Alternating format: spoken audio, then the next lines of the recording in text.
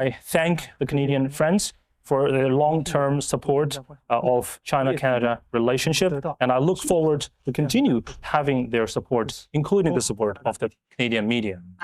China is back. Welcome back to Moose and Loose. My name's David. Today we've got Vasi Capellos and an ambassador to China talking about how it's time to collaborate with China now that Mark Carney's the Prime Minister of Canada. What a joke. We've also got a panel with Danielle Smith talking about the leverage she has against Ottawa with Albertans frustrated and a lot of talk of referendum. And we've also got Donald Trump praising Mark Carney and leaving us all with a cliffhanger of some sort of bombshell news coming. Let's jump into this. So first up, we got this one, some updates here. So we've got three more ridings that are getting recounted. Judicial recounts: Terra Nova, Milton East, and Windsor. Currently, the Liberals are leading by 12 votes in this riding in Newfoundland. The Liberals are leading by 29 votes in this one, and the Conservatives are leading by 77 votes in this one. So at most, the Liberals can only flip one more seat, and possibly these other two seats could get flipped back over. Got Marty up north posting this one, which is really interesting. He's created a visualization here of the country west to east. He's calculated all the rejected ballots, and these ones here are all from Quebec. There's more rejected ballots, as you can see here, 2%,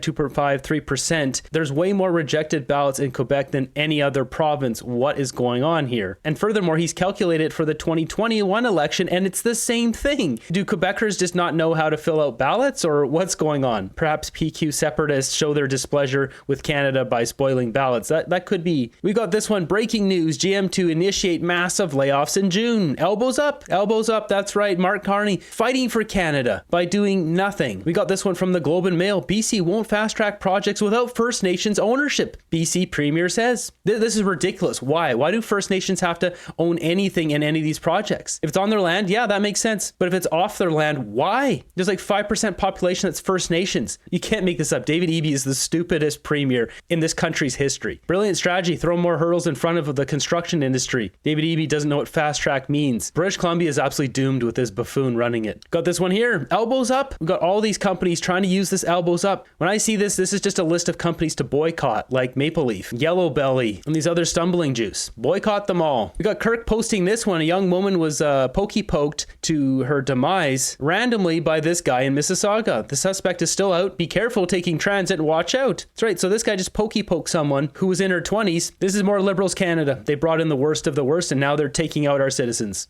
There's an epidemic of stranger on stranger pow that no one seems to want to acknowledge. I think part of it is the street candy are making them more angry. The Liberals just allowed the worst of the worst people to come in with no police background checks, and that's why we have these problems. Next up, we got this panel here on the Levine Show with Danielle Smith. They're talking about Alberta separation, this whole referendum talk, which is giving Danielle Smith more power against Ottawa. And so we're just trying to have that conversation. I think it's an important one to have. I fully appreciate why people are fed up after 10 years of being treated the way that we have, knowing especially it's almost all the same cabinet ministers who made these same terrible policies who are still there.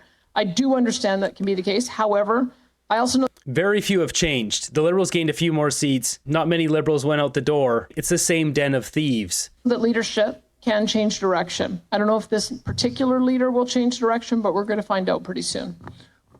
Well, we're going to find out pretty soon because I think you're going to have more leverage than you would have ever had before because we can actually trigger the referendum for independence. So I think that they're going to come to the table understanding that there's a big threat here. And I really believe it's a legitimate threat. From the conversation I've had with everybody out there, I think this is a legitimate threat. Your thoughts on that? If I may, you're right. I think there's here's the thing. You were telling me you were going to hire a pollster to do some polling on this. I don't think you're going to need to. Everybody is polling on this issue right now because they're seeing that you've got a certain number of signatures on your website. So they're wanting to know what's going on here. And so there was another pollster who asked about the threat and how concerned people were about the separatist threat in Alberta versus Quebec. And 52% took it seriously when it came to Alberta, and 42% took it seriously when it came to Quebec. And so that gives you some idea about how nervous everyone are that the federal government may have just pushed things a little bit too far.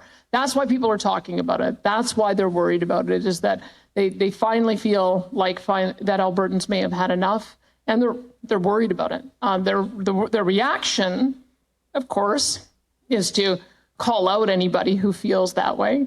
the reaction is to, like they are trying to do in Saskatchewan, trying to put legislation in place saying you cannot hold this vote.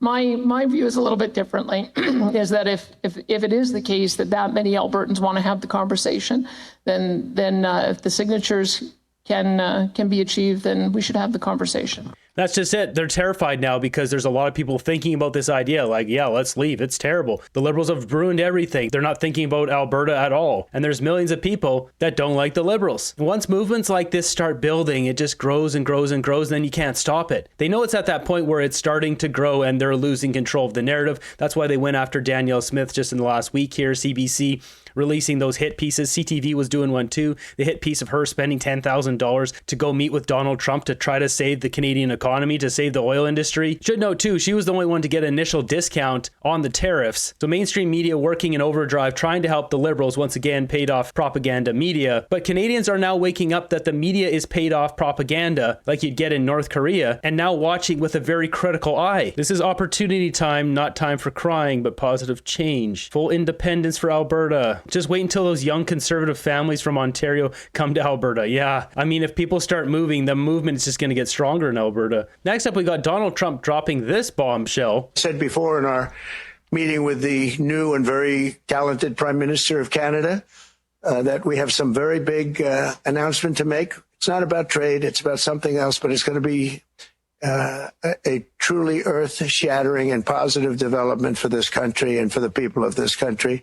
And that'll take place sometime within the next few days. Wait a second here. So first off, praising Mark Carney again, the very talented prime minister. One could argue this is Donald Trump doing more art of the deal. Maybe he's sucking up to Mark Carney because there's some sort of deal there and that's how it's supposed to play out. Who knows? But notice here, Donald Trump's words, he says for our country. He's not talking about Canada. He's talking about what's happening for America. Our meeting with the new and very talented Prime Minister of Canada. The very talented Prime Minister of Canada. That we have some very big announcement to make. It's not about trade. It's about something else. So it's not about trade, something else. It's going to be a truly earth-shattering and positive development for this country and for the earth-shattering is a word I've never heard Trump say. Positive development for America. So my first guess here is, I've got a couple of guesses. It could be some Arctic defense thing. It could be Keystone XL. It could be related to Donald Trump's recent announcement about capping drug costs in America. The people of this country. And that'll take place sometime within the next few days.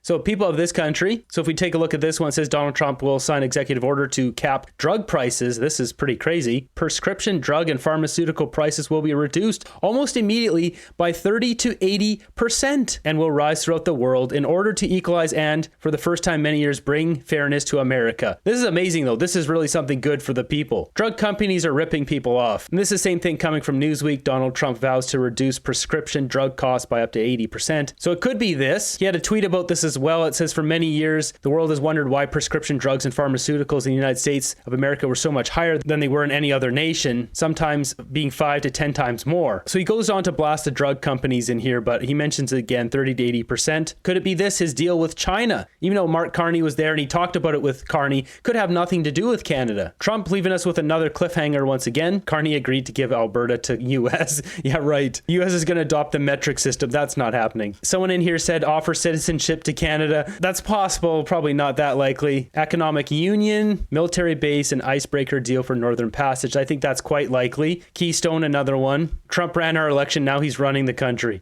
Allowing US companies to do more business in Canada. Next up, we got a jobs fair here at a Tim Hortons. Okay, there's music in there, but look at this. Tim Hortons. This many people want to work at Tim Hortons. Oh boy. Yeah. What's our country come to? And the Canadian government is going to go in and bring millions more no-skilled workers. Next up, we've got Vasi Kapelos with Wang Di, Chinese ambassador to Canada. China wants to be more cozy with Canada. It's time to push away all the stuff of the past and work together with China now that Mark Carney's in charge. This is an absolute joke. This interview is an absolute joke. You asserted, Ambassador, just jumping off of that earlier, that the possibility for that practical cooperation exists without conflict of interest, that you view there to be no conflict of interest. And I do have to respectfully challenge you. I think because there are a lot of Canadians who have a number of concerns about China and China's conduct towards Canada and Canadians. Your country detained 2 of our citizens for more than 1,000 days. and then all of a sudden release them once the CFO of a big Chinese company was released from house arrest. 4 of our citizens were executed earlier this year because of alleged drug crimes. An inquiry into foreign interference in this country asserted your country was the, quote, main perpetrator of foreign interference in Canada, and that the, quote, PRC views Canada as a high priority target. Our prime minister, in a debate just over a month ago, or just not even a month ago, when asked what the biggest security threat to Canada was, asserted it was China. Why should Canadians trust China to do more business with? China and Canada conducting practical cooperation. We have a profound historical foundation, great complementarities, and we have actual needs for those practical cooperation. First off, this guy doesn't speak English and he's the ambassador of China is a little odd. Don't ambassadors learn a lot of languages? Because of a reason that everybody knows about, China-Canada relationship suffered setbacks in the past few years. And the causes of the event and also the merits of the case are very clear. But China now is ready to move on and look ahead. We are ready to work together with Canada to bring our relationship back onto the right track. We're ready to look ahead and just forget about all that meddling in our election and having Xi Jinping trying to help Mark Carney win the election. Forget about that, guys. It's time to look ahead. This is preposterous. But for that to happen, our relationship should be founded on the right basis. First of all, China and Canada should have a correct perception of each other. China always regards Canada as our partner, and we hope that Canada can also regard China as a partner. Second, mutual respect is important. Mutual respect? You guys meddled in our election. Why did they bring this guy on? This is so stupid. And we should respect each other on the issues concerning each other's core interests. Core interest, the CCP just captured Joe Tay's family in Hong Kong. They had goons following his campaign team to the point where they couldn't campaign in Canada. This guy looks as trustworthy as giving your debit card to Justin Trudeau. Core interests. Mutual respect is a very important principle if one wants to have a relationship with another. And that also applies to state-to-state relations as well. And another thing for China and Canada to bring our relationship back onto the right track is that we need to seek common ground while reserving differences in a constructive way. China and Canada have a lot of differences, and this is very, very normal. Because we are different in history, we are different in culture, and we are different in political systems. Yeah, our political systems are getting closer every day, though. That's the problem. But one very important goal of two countries to develop a relationship is to serve the interests of the people of the two countries. Whether China has interfered in Canada's internal affairs and whether China is a security threat to China, I have made China's position very clearly multiple times, and I am ready to share with you here today as well. But you guys meddled in our election, so no amount of flowery talk takes that away. We should be distancing ourselves from China. We should be forcing all Chinese companies who own business and land in Canada, forcing them to sell that stuff. They shouldn't own anything in this country. We can't own land in China. They should not own anything here. We should give them 1 year to sell off their assets and get out of Canada. I can say it very clearly to you that China has never and does not have any interest in interfering in Canada's internal affairs. We know that's not true, though. These guys meddle in all these by-elections because they want their pro-CCP guy in the government. Not only that, they were caught helping Mark Carney trying to win the election. Millions of views being pushed on WeChat trying to change the vote of the Chinese diaspora community in Canada. Turns out those Chinese diaspora community voted conservative because they were trying to get away from this, the Chinese communism they ran away from in China. I think it is absolutely absurd and makes no sense to smear and attack China of interfering in other countries' internal affairs with all those kind of groundless and ambiguous excuses and pretexts. I think the increasing louder voices of calling for stronger cooperation with China here in Canada represents the will of the people. And just one final question, because if I understand what you said correctly, it is that there is a lot of opportunity for both countries if we are able to put our differences aside. And you characterize those differences as normal.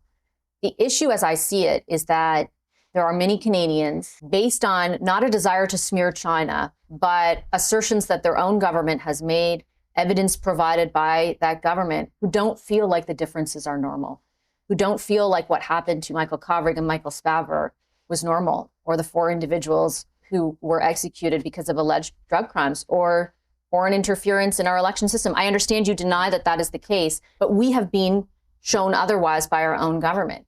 And I don't think they feel like that is normal. Do you understand that position?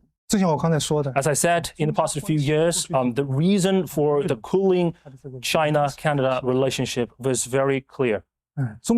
Problems that happened between China and Canada were not initiated or caused by China.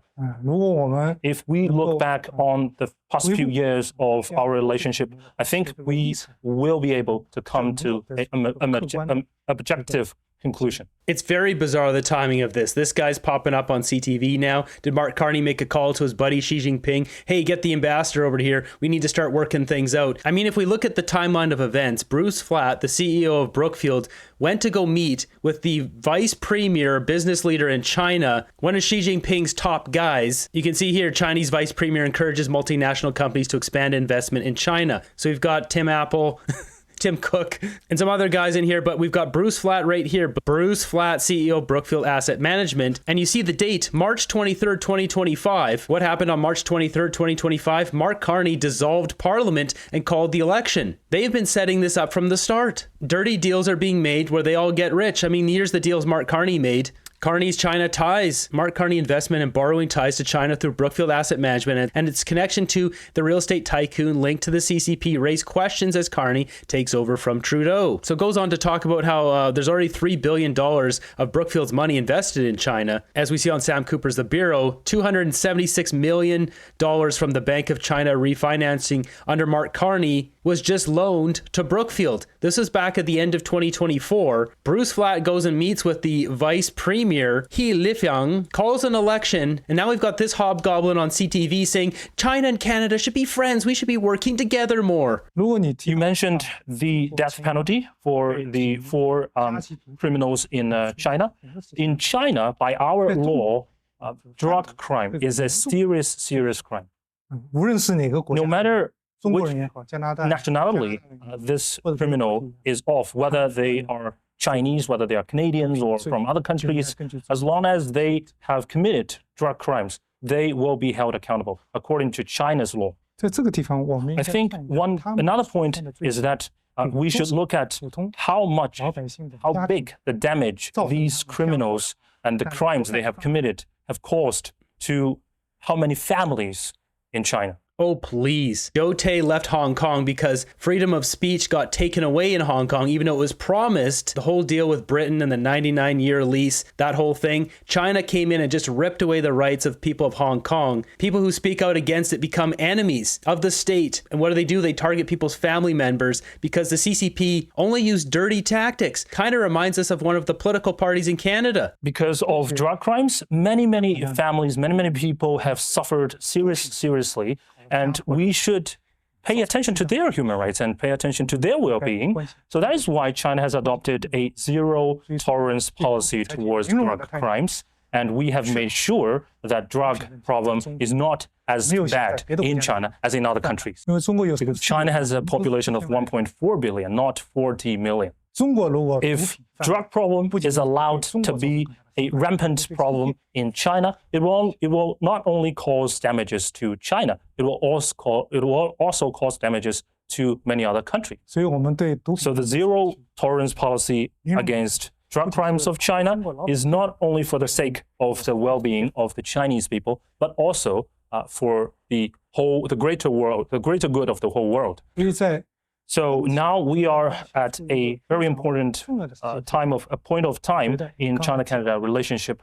at this time, if one thing is very important, that is mutual trust that you have mentioned. It's funny, this guy talks about the rule of law when he talks about street candy. There's no mention of the draconian control that the government has in China. There's no rule of law in China. It's only rule of the CCP and whatever they want. So in order to rebuild mutual trust and deepen the trust between our two sides, both sides should make joint efforts to build up positive factors in our relationship. 所以在这个方面， So on this regard, I thank the Canadian friends for their long-term support of China-Canada relationship, and I look forward to continue having their support, including the support of the Canadian media. What is this crap? Why do they put this on CTV? I don't necessarily know what that means. And I will just really quickly point out that I know you say the evidence doesn't exist. The government has told Canadians something very different, and there have been, leaks of intelligence to show otherwise. But I will leave it on that note. I take the point that you made, and I appreciate you making the time for the conversation. Thank you very much, Ambassador. thank you. Thank you have this opportunity. What a clown show. Why is this guy on here? It's just China assuring Canadians that Canadians won't own anything and be very happy. I don't understand the purpose of this interview. Why would the Chinese government send someone who doesn't speak English for an interview? Canada needs a correct perception of China. Very communist of them to suggest, don't bite the hand that owns you. If China owns Canada, it's technically not foreign interference. CTV, C stands for China.